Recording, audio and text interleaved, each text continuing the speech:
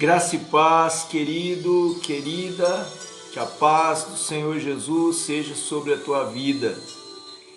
Quero começar esse momento de adoração e de palavra, desejando que a bênção de Deus seja sobre a sua vida, sobre a sua casa, sobre todas as áreas da tua vida, que haja saúde, que haja prosperidade, que haja proteção, haja sustento e direção de Deus para a tua vida, para a nossa vida.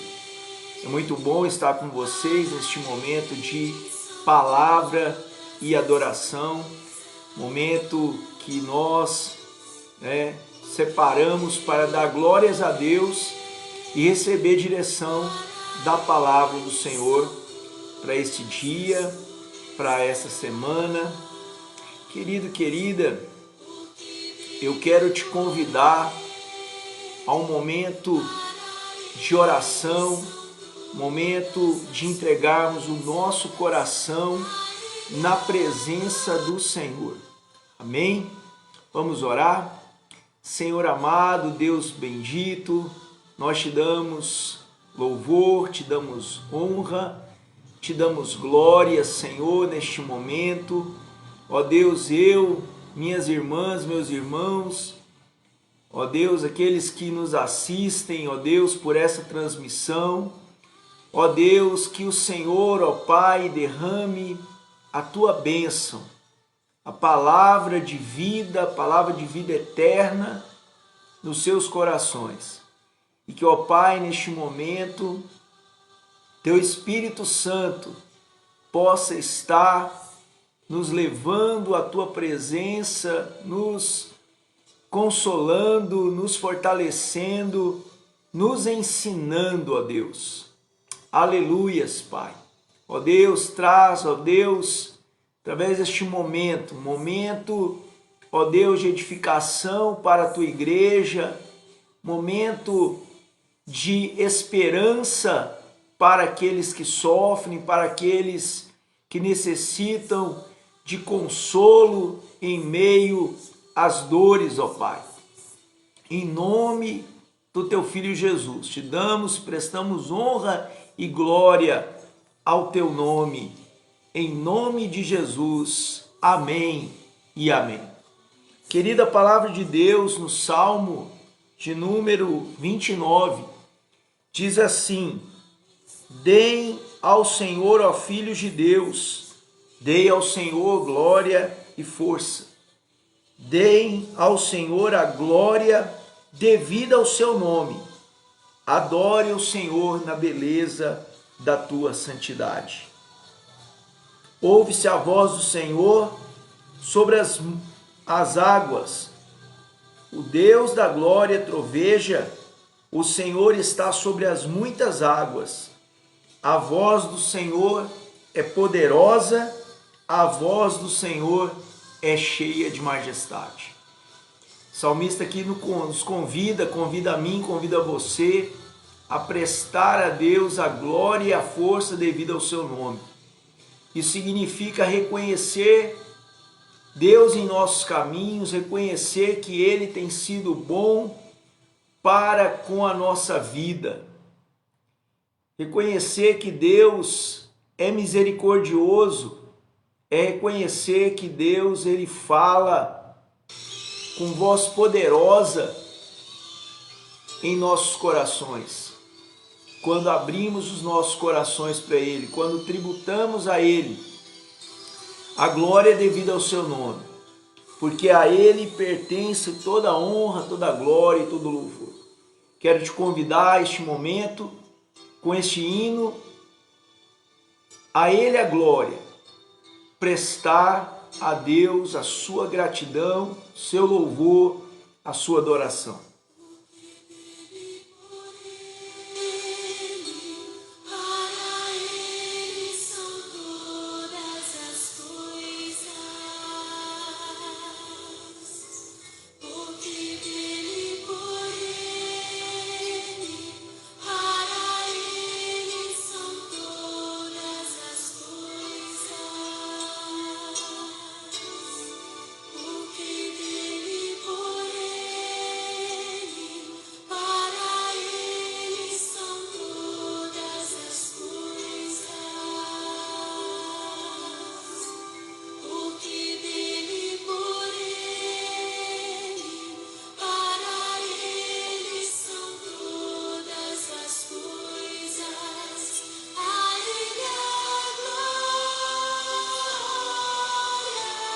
A Deus a honra, a glória e o louvor por tudo que Ele faz em nossas vidas.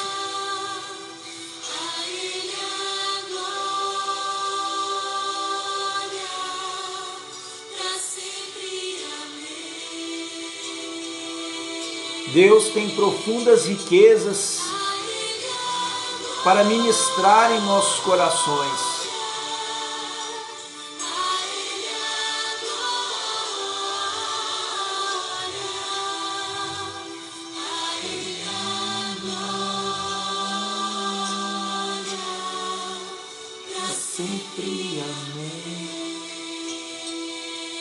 Maravilha são as bênçãos de Deus, a sabedoria de Deus, as riquezas insondáveis de Deus que Ele pode estar revelando ao nosso coração.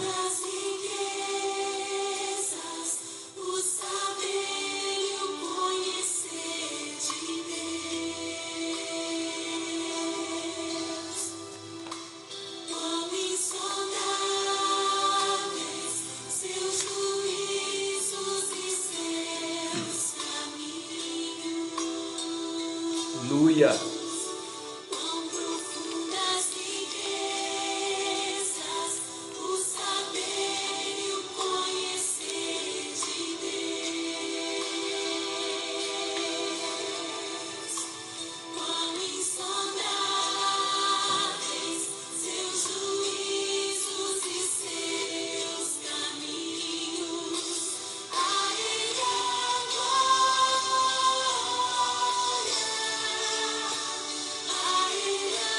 A Ti, Senhor, pertence o nosso louvor, a nossa adoração. Tu és digno de receber a nossa adoração, a nossa gratidão, receber todo ato de louvor.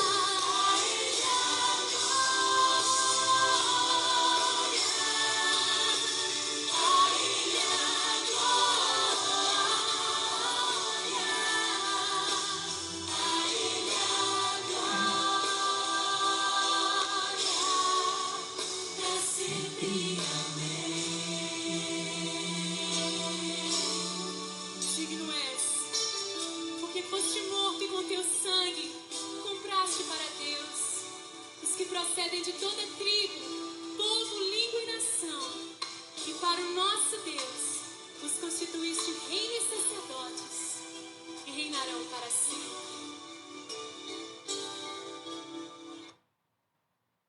Aleluia, glórias ao nome do Senhor, amém? Louvado seja Deus, querido e querida, a Deus pertence a honra, a glória, o louvor, digno é o Senhor de toda a adoração.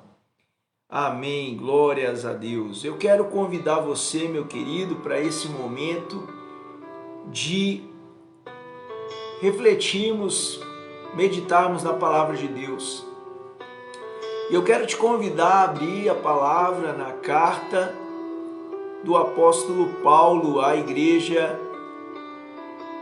de Filipos, a carta de Paulo aos Filipenses, no capítulo de número 1.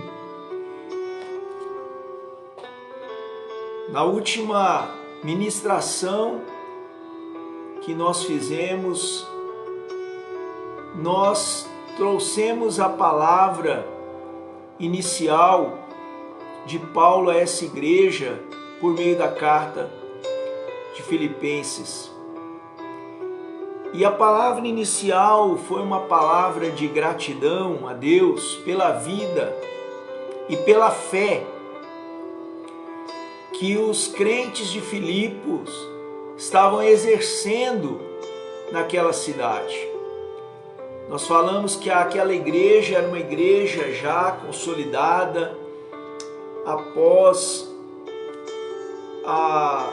Paulo ter lançado os alicerces da fé ali naquela comunidade da Macedônia, quando ele esteve pregando o evangelho naquela região, na sua segunda viagem missionária, que temos registro ali no livro de Atos, capítulo 15, 16, quando então Paulo, Silas e seu grupo de irmãos e irmãs missionários que estavam com ele, se dirigiu àquela cidade e pregou o evangelho da salvação em Jesus Cristo. E anos depois, Paulo escreve aquela igreja com muita alegria no seu coração, e a carta de Filipenses é uma carta que traz aí a energia desse tema, né, da alegria, do regozijo, né, até um dos versículos aí chaves da palavra da carta de Filipenses é o capítulo 4, verso 4, que diz assim: alegrem-se sempre no Senhor, outra vez digo, alegrem-se. Então é uma carta que traz aí a alegria como um tema central, e a alegria de Cristo é algo que o próprio Jesus declarou aos seus discípulos, que as coisas que ele falava para os discípulos, os ensinos, né, as palavras de orientação, palavras de exortação e palavras de consolação, era para que a alegria no coração dos discípulos dele fosse uma alegria completa. Jesus ele fala, olha, eu falo essas coisas para que vocês tenham alegria, e essa alegria seja completa, seja plena. E no coração do servo de Deus, a serva de Deus, a alegria em Jesus tem que ser algo pleno. E na carta de Paulo aos Filipenses, a primeira parte, até os 11 primeiros versículos, Paulo se alegra, fala da alegria que ele sente em orar por eles, fala da alegria que ele tem em saber que eles permanecem na graça de Deus, que eles permanecem participando da proclamação do Evangelho. E Paulo então ele manifesta essa gratidão, essa alegria, que ele sabe, ele conhece o testemunho daquela igreja, da participação daquela igreja, da cooperação na missão daquela igreja, naquela região.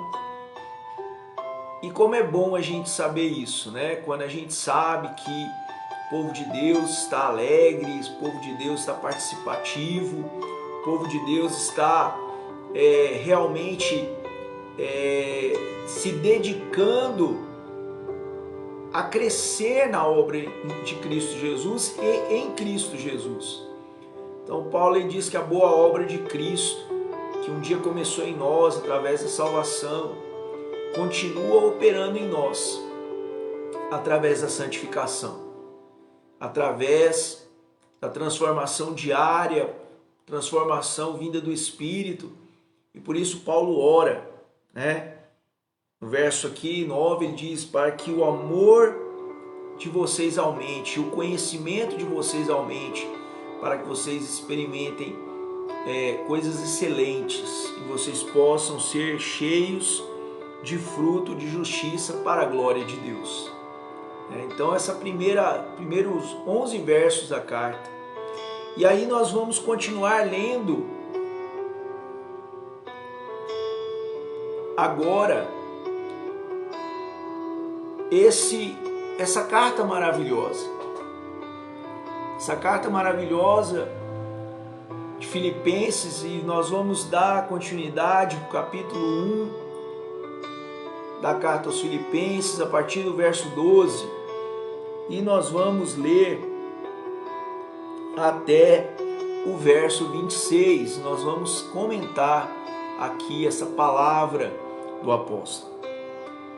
Então, continuidade desta passagem diz assim: quero ainda, irmãos, que saibam que as coisas que me aconteceram têm contribuído para o progresso do Evangelho, de maneira que toda a guarda pretoriana e todos os demais sabem que estou preso por causa de Cristo. E os irmãos, em sua maioria, estimulados no Senhor por minhas algemas, ousam falar a palavra com mais coragem. É verdade que alguns proclamam Cristo por inveja e rivalidade, mas outros o fazem de boa vontade. Estes o fazem por amor, sabendo que estou incumbido da defesa do Evangelho. Aqueles, porém, que pregam Cristo por interesse pessoal, não de forma sincera, pensando que assim podem aumentar meu sofrimento na prisão. Mas que importa? Uma vez que, de uma forma ou de outra, Cristo está sendo pregado, seja com fingimento, seja com sinceridade, também com isto me alegro. Sim, sempre me alegrarei, porque estou certo de que, pela súplica de vocês, com a ajuda do Espírito de Jesus Cristo, isto resultará em minha libertação. Minha ardente expectativa e esperança é que em nada serei envergonhado, mas que, com toda a ousadia, como sempre também agora, Cristo seja engrandecido no meu corpo, quer pela vida, quer pela morte. Porque para mim viver é Cristo e o morrer é lucro. Entretanto, se eu continuar vivendo, poderei ainda fazer algum trabalho frutífero. Assim, não sei o que devo escolher. Estou cercado pelos dois lados, tendo o desejo de partir e estar com Cristo, o que é incomparavelmente melhor. Mas por causa de vocês, é mais necessário que eu continue a viver, e convencido disso, sou certo de que ficarei e permanecerei com vocês, para que progridam e tenham alegria na fé. Desse modo, vocês terão mais motivo para se gloriarem em Cristo Jesus por minha causa, pela minha presença de novo no meio de vocês. Glórias a Deus. Amém, querido e querida. Que maravilhosa essa palavra que Paulo nos traz por meio dessa carta. Ele está falando aqui para a igreja, para os irmãos e irmãs, para os líderes daquela igreja, que a situação dele, e qual era a situação dele? Era a situação de prisão. Ele estava prisioneiro por causa do Evangelho. Tudo que aconteceu com Paulo, quando ele foi preso e levado para Roma, e ali por alguns anos ele ficou guardado, né, por uma guarda chamada pretoriana, né? Segundo a visão de Paulo, foi para que se manifestasse o poder de Deus na vida dele, mas também na vida de outros irmãos, né? O apóstolo Paulo, depois que ele foi levado para Roma, isso nós encontramos lá no livro de Atos, no capítulo de número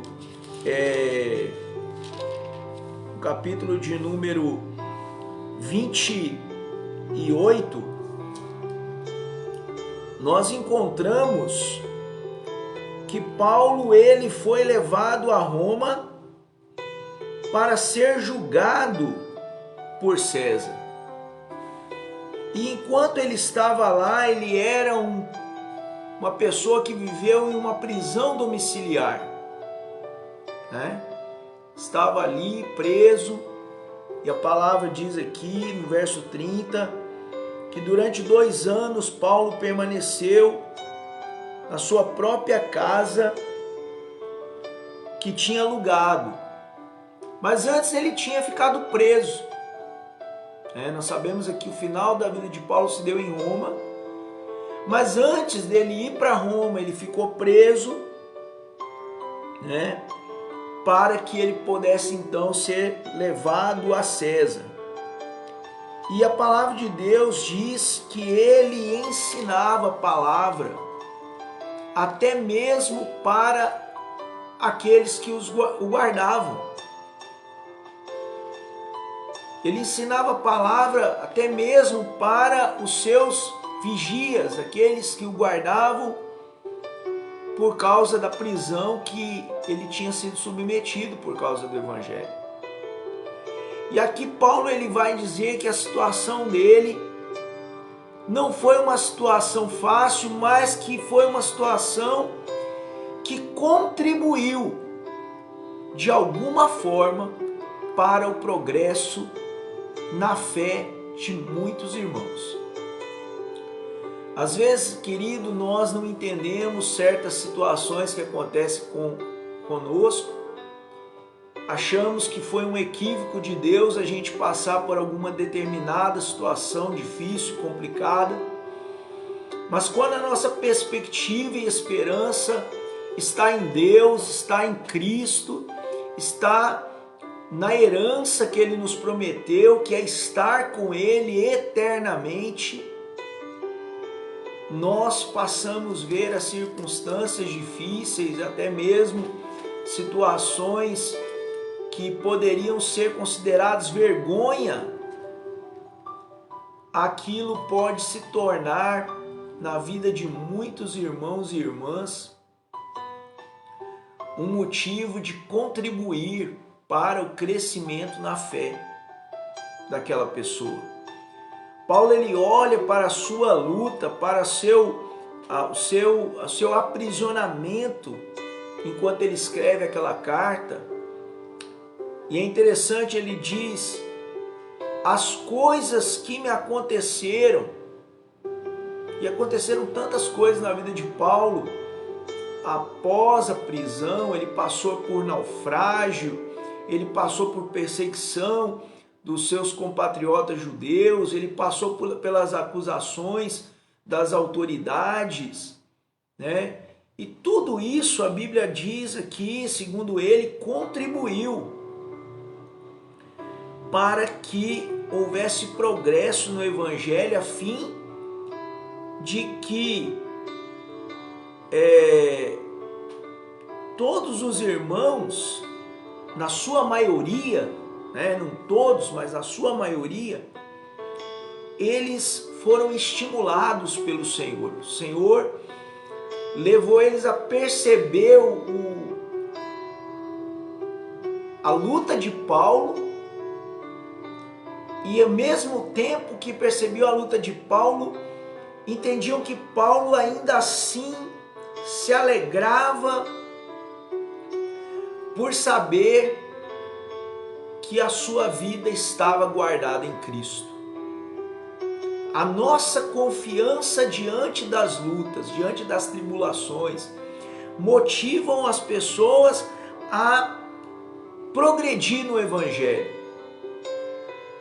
A nossa alegria, diante das provas, que a alegria procede de Deus, ela estimulou o coração da maioria para falar a palavra com mais coragem. Querido, nós lembramos aqui da palavra de Deus para o servo Josué, quando ele vai entrar na terra prometida, em Josué capítulo 1, Deus fala para Josué: seja forte e seja corajoso. E Paulo aqui ele usa o termo coragem ou ousadia, né, para falar que muitos ali que estavam naquela igreja e muitos que conheciam o testemunho dele começaram a pregar com ousadia, e isso alegrava o coração de Paulo. Ele sabia que muitos também pregavam a Cristo, não de forma sem interesse pessoal ou sem pensar em ganhar algo em troca. Ele sabia que tinha pessoas que não estavam fazendo isso por amor, mas por interesse pessoal, né? Às vezes com um tom de provocar em Paulo algum sentimento ruim. E aqui Paulo ele usa aqui o termo aqui: aqueles porém que pregam a Cristo por interesse pessoal, não de forma sincera, pensando que assim podem aumentar o meu sofrimento na prisão. Então há pessoas que pensam que podem tirar a alegria de um servo de Deus que é fiel, que é entusiasmado pela palavra de Deus. Se você é um servo de Deus entusiasmado pela palavra de Deus, a alegria do Senhor é a tua força. Tentaram tirar a alegria de Neemias quando ele estava reconstruindo o muro. Tentaram dizer: você não vai dar conta. Tentaram provocá-lo, tentaram desestimular Neemias. Assim como, quem sabe, tentaram ali desestimular Paulo diante da prisão. Mas Paulo ele era, pessoa que se mantinha firme. Diante da prisão ele pregava. Lá no livro de Atos, nos 2 últimos anos que ele passou em Roma, as pessoas vinham vê-lo para ouvir a respeito daquilo que tinha mudado e transformado a sua vida. Então Paulo ele diz aqui: uns pregam a Cristo por interesse pessoal, quem sabe tentando provocar inveja, sofrimento no coração de alguns, que servem a Deus com sinceridade, com desprendimento, até mesmo em situações difíceis. Nós não devemos pensar que a pregação do Evangelho, a palavra que Deus tem nos dado, ela tem que ser revertida para a glória pessoal, mas para a glória de Deus. Que Paulo diz: o que importa é que Cristo seja pregado. Paulo está interessado não em questionar aí se a pregação está sendo feita com um sentimento melhor, mas ele está interessado que Cristo seja pregado. Ele diz aqui: eu me alegro, que uma vez, de uma forma ou de outra, Cristo esteja sendo pregado. Cristo está sendo pregado é o que me interessa, é o que me conforta. E amados e amadas, o que tem que nos confortar nesse tempo, que nós temos vivido tantas dificuldades, é que Cristo está sendo pregado, cada dia de um modo diferente. Agora nós estamos vivendo uma época onde estamos aumentando a pregação da palavra por meio das mídias sociais, das comunicações remotas. E a palavra de Cristo, ela precisa ser pregada com toda a coragem e ousadia, a fim de que o homem possa reconhecer a Deus como Senhor e Salvador, resgatador da vida humana, como aquele que perdoa pecados, como aquele que transforma, que traz uma esperança para o viver agora enquanto estamos militando nesse mundo, mas viver a esperança da glória e da herança que nos está prometida nos céus. O apóstolo Paulo aqui diz: porque eu estou bem certo de que pela súplica de vocês. Então ele acreditava que aquela igreja de Filipos estava orando por ele. E como é bom quando a gente tem uma percepção daquelas pessoas que conhecem a Cristo, e quando a gente pede oração para elas, a gente crê que aquela pessoa está orando, está abençoando a nossa vida através da sua oração individual. Então, aqui no verso 19, estou bem certo que pela súplica de vocês e com a ajuda do Espírito de Jesus Cristo, isso me resultará em libertação. Paulo estava pensando na libertação como algo não apenas momentâneo, mas uma libertação plena, né? Não apenas para essa vida, mas Paulo está dizendo aqui: minha ardente expectativa e esperança é que nada eu vou ser envergonhado, mas que com toda a ousadia, como sempre, também agora, Cristo será engrandecido no meu corpo, quer pela vida, quer pela morte. Paulo tinha essa esperança, que a vontade de Deus seria cumprida na sua vida de uma maneira ou de outra. Quer fosse ele continuar vivo, quer ele estivesse chegando ao seu momento de morte física, terrena, ele sabia que Deus já tinha prometido a libertação para a sua vida. Cristo disse assim para nós, né? Conhecereis a verdade e a verdade vos libertará. Cristo é a verdade. O Senhor Jesus, a sua palavra é a verdade. É ela que nos transforma, é ela que nos santifica, é ela que nos direciona para o caminho da vida eterna. Então aqui Paulo diz: porque para mim o viver é Cristo. Como é bom, irmãos e irmãs, em todas as áreas da nossa vida, Cristo seja o nosso parâmetro, Cristo seja o nosso modelo. As palavras de Cristo, o exemplo do Senhor, a obra dele lá na cruz do Calvário, a graça dele através da santificação pelo Espírito Santo. O viver é Cristo. E o morrer para aquele que é de Jesus é um lucro, porque Paulo comenta aqui que é estar com o Senhor. Então Paulo, ele aqui transmite para nós o sentimento de alegria dele em poder ser testemunho que contribui para o progresso de fé, de coragem, de proclamação do Evangelho através da vida de muitos irmãos. Ele também se alegra porque Cristo está sendo pregado. E nós devemos nos alegrar porque Cristo está sendo pregado.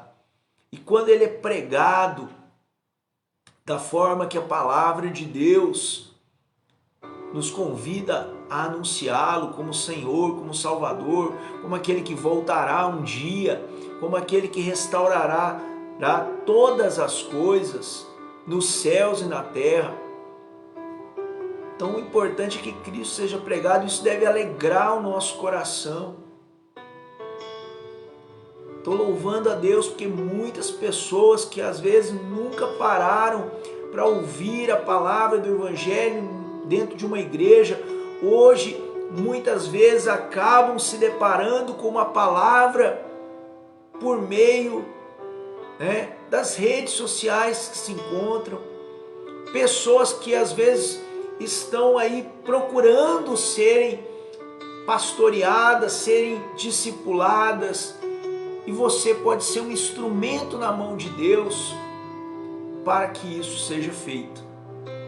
Então Paulo, ele se alegra por isso, e ele se alegra porque ele sabe que Cristo será engrandecido, será exaltado, né, através da vida dele, quer pela vida, quer pela morte. Ele diz que ele às vezes ficava se perguntando o que seria melhor, né? E ele fala assim que infinitamente melhor é estar com Cristo, mas que ele acreditava que ele poderia ainda contribuir com a obra na vida de muitas pessoas.